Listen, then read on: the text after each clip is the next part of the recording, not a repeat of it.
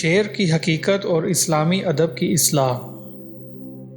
آرزو کے داغ سے انسان کے اندر جوش پیدا ہوتا ہے۔ یہ خاک آرزو کی آگ سے روشن ہوتی ہے۔ تمنا زندگی کے جام کی شراب ہے۔ اسی سے زندگی میں سرگرمی اور تیزی پیدا ہوتی ہے۔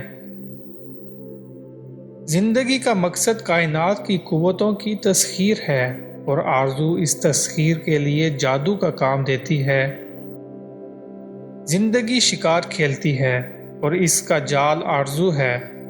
آرزو حسن کے لیے عشق کی طرح سے پیغام ہے۔ ہر لمحہ تمنا کیسے ابھرتی ہے، یہ زندگی کے نغمے کا نیچی اور اونچی ہے۔ جو چیز خوبصورت، زیبا اور جمیل ہے، وہی آرزو کے بیاباں میں ہمارے لیے رہنمائی بنتی ہے۔ تیرے دل میں اس کا نقش پکی طرح جم جاتا ہے اور وہ تیرے اندر آرزوئیں پیدا کرتی ہے۔ حسن ہی سے آرزو کی بہار پیدا ہوتی ہے، اسی کے جلووں سے آرزو پرورش پاتی ہے۔ شاعر کا سینہ جلوہ گاہ حسن ہے، اس طور سینہ سے حسن کے انوار پھوٹتے ہیں۔ شاعر کی نگاہ سے خوبصورت چیز اور خوبصورت ہو جاتی ہے۔ اس کے اشعار کے جادو سے فطرت کا حسن زیادہ خوبصورت لگتا ہے۔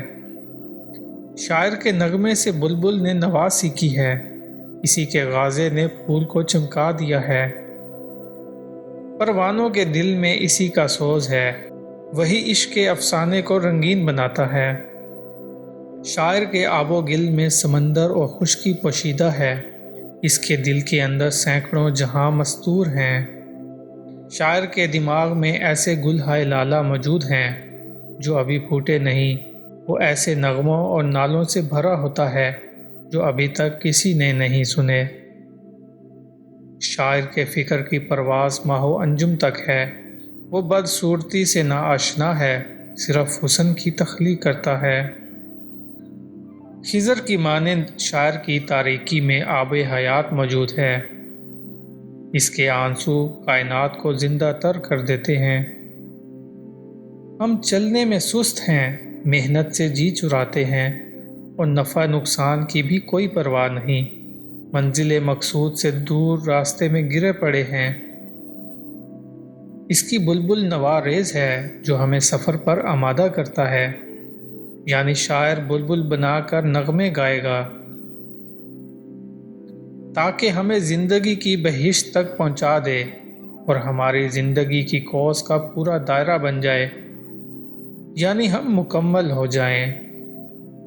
شاعر کی بانگ درا سے قافلے روانہ ہوتے ہیں اور اس کی لے کی آواز پر قافلے سفر جاری رکھتے ہیں۔ شاعر ہماری زندگی کے باغ میں نسیم بن کر آتا ہے اور گل و لالہ میں آہستگی سے داخل ہو جاتا ہے۔ اس کے جادو سے زندگی کی قوت میں اضافہ ہوتا ہے، زندگی اپنا محاسبہ کرتی ہے اور آگے بڑھنے کے لیے بےتاب ہو جاتی ہے۔ وہ دنیا والوں کو اپنے دسترخواں کی طرف دعوت دیتا ہے اور اپنی شوق کی آگ کو ہوا کی طرح عام کرتا ہے۔